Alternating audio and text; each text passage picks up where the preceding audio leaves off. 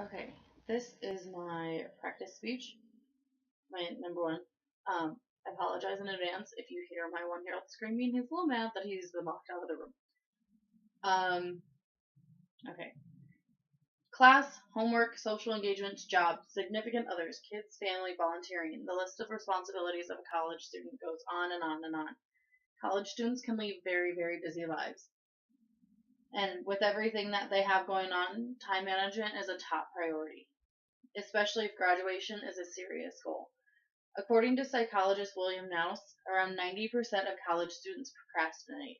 Of those students, 25% become chronic procrastinators, and of those students drop out, and many of those students drop out of college altogether.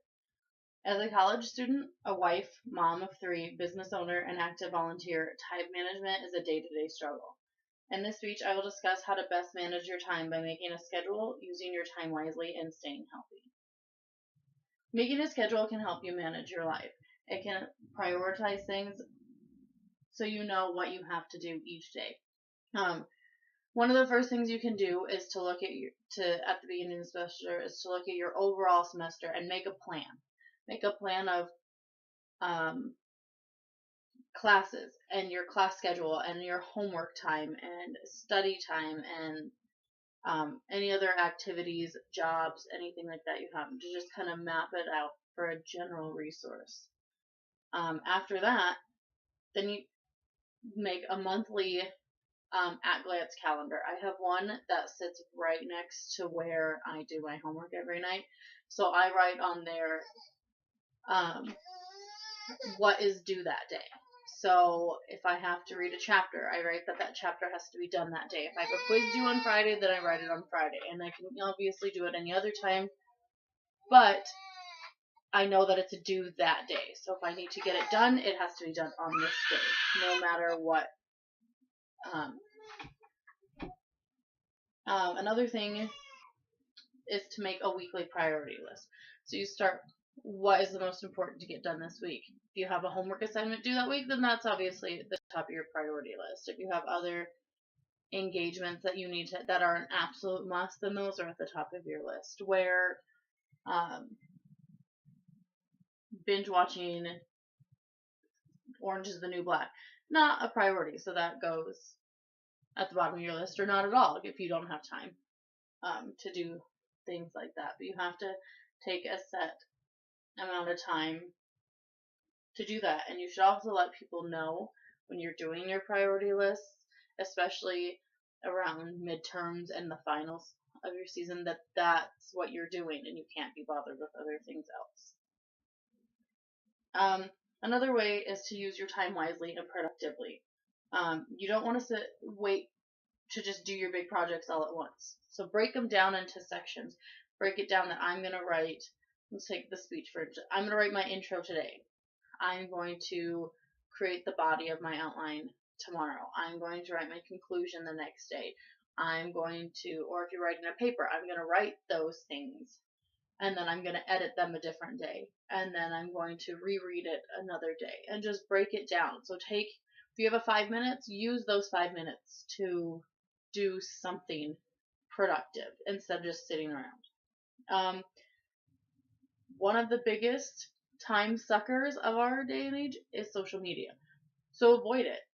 Just do your best to stay off of social media. I know that's really, really hard, but you just get sucked into a time warp with it. You're sitting there scrolling through your Facebook or your Twitter or whatever, and you think, oh, I'm going to do this for 5 minutes, and all of a sudden 2 hours have gone by because it just sucks your time.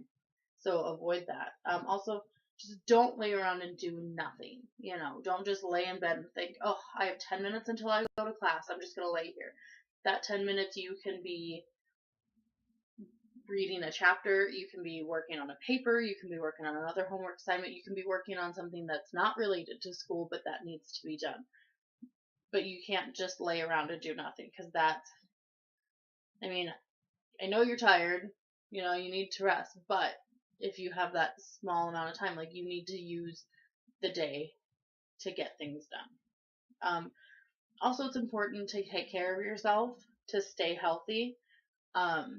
If you're sick, you're not going to get anything done. And then you're going to be behind. You're going to be more behind because you don't feel good, so you're not going to read. You're not going to do your assignments. You're not going to do anything, and you're just going to get behind. And once you're behind, it's really hard to catch back up. So it's important to get enough sleep. Set a time. I'm going to stop whatever I'm doing at 11 o'clock so I can get up in the morning and go to work or go to class or get my kids ready for school or whatever it is you have to do. Also, you need to eat lots of fruit and eat fruits, vegetables, stay hydrated. Try not to eat a lot of sugars and processed foods and things like that that can really bring your body down and make you unhealthy. And the hardest, don't stress out. As a mom and everything else, it's hard not to stress out to figure out kids' activities, homework, husband, dinner, house, everything that goes along with that. And even if you don't have kids, there's still responsibilities you have to take care of as long as school's around. So just calm down, take a breath, do what's important first, and let other things kind of fall to the wayside. It's not important that you finish everything in one day. So break it down, don't stress out, and just be good. So I hope my speech today has given you a few ideas on how to better manage your time. We've discussed how to make a schedule, using your time wisely, and how to stay healthy.